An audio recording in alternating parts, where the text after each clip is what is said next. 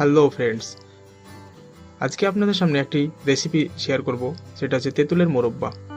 দেখুন কত সুন্দর, এরকম বাড়িতে কিছু উপকরণের মাধ্যমে তৈরি করতে পারবেন। চলুন শুরু করা যাক। প্রথমে নিলাম আমরা 500 গ্রাম তেঁতুল, কাঁচা তেঁতুল।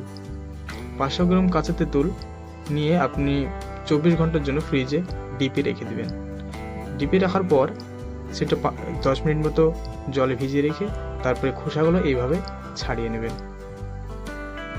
খোসাগুলো এভাবে ছাড়ানো খুব সহজেই হয়ে যাবে, কারণ একটা ডিপে রাখলেই সেটা হয়ে যাবে।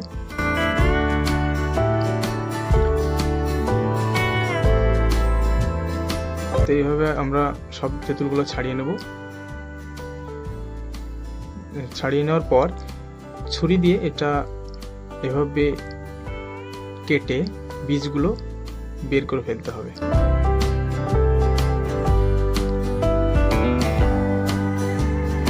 বীজগুলো এভাবে বের করে ফেলবেন।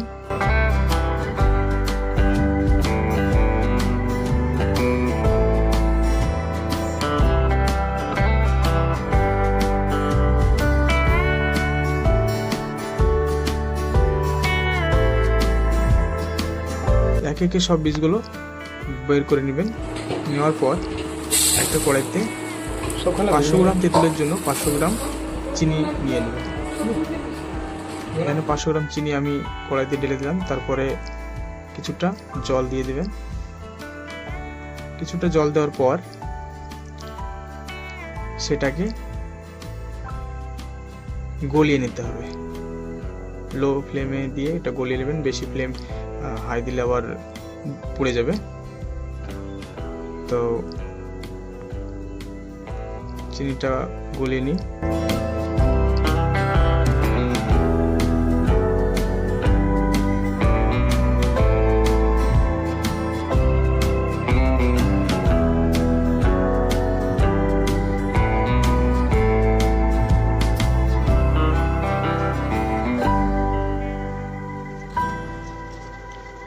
চিনিটা আমাদের অলমোস্ট গলে গিয়েছে। তারপরে তেঁতুলগুলো একে একে দিয়ে দেব। তেঁতুলগুলো এক এক করে ভালোভাবে সাজিয়ে দেবেন, যাতে এলোমেলো না হয়, নাহলে আবার গলে সিদ্ধ হয়ে গেলে সেটা ভেঙে যাবে। সবগুলো এভাবে অ্যাড করে নিলাম।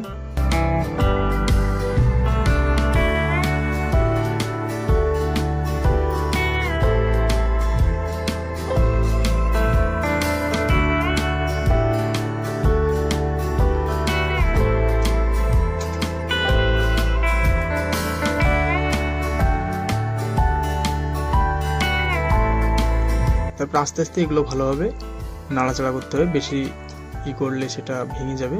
আস্তে আস্তে নাড়াচাড়া করতে হবে। মোটামুটি 10 থেকে 12 মিনিট মতো জাল দিয়ে সেদ্ধ করে নিতে হবে তেঁতুলগুলো। তেঁতুল সেদ্ধ হয়ে গেলে রেডি হয়ে যাবে। দেখুন কালার চেঞ্জ হতে শুরু করেছে। খুব সুন্দর এবং টেস্টি, লোভনীয়, মুখরোচক একটি খাবার। দেখলেই জিভে জল চলে আসে। তো দেখুন কত সুন্দর আমার এটা সিদ্ধ হয়ে গিয়েছে।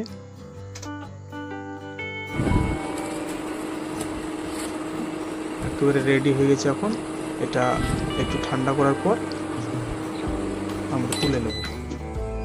তো অফ করে দিলাম। দেখুন কত সুন্দর কালার এসেছে এবং খুবই টেস্টি হয়েছে। সবাই একবার বাড়িতে বানিয়ে দেখবেন, অবশ্যই ভালো লাগবে। এগুলো আমি একটা প্লেটে তুলে নিচ্ছি।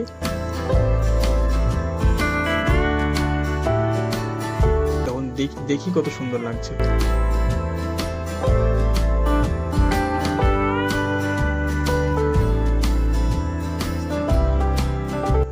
রেডি হয়ে গেছে। কত সুন্দর এবং নরম, সুন্দরভাবে সিদ্ধ হয়ে গেছে।